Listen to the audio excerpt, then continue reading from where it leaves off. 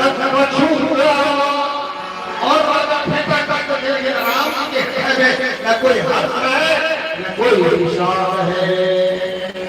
उदित उदय मंच पर निर्वाद पतंग विकिशे शब्द सभा हर से सीता जी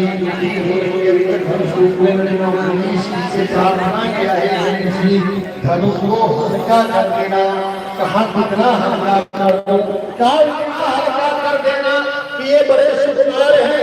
अभी भी उसको बात डाला, इन्होंने एक फूल तोड़ा, माथे पर पसीना आ गया, इतना कठोर हो उसके कैसे तोड़ पाएंगे। गणनायक मर्दायक देवा आज लगेगी गेहूं को सेवा, बारवार मोरी। और राम जी धनुष के पास जाके धनुष को प्रणाम करते हैं।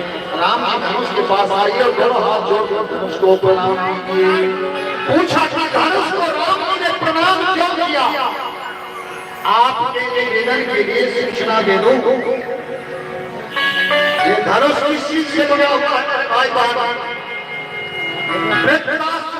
अंत करने के लिए कभी से सारे देवताओं ने प्रार्थना किया कि महाराज वृत्रासुर का अंत आपके अस्थि के बने हुए पत्थर से ही होगा।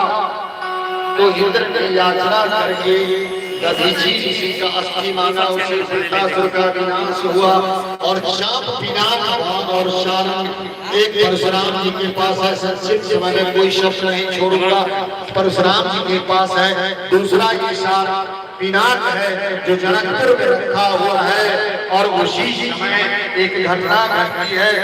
पुरोहित प्रणाम, पुरोहित प्रणाम मने मने किन्ना अतिला भाई दम के उड़ान सिर जमला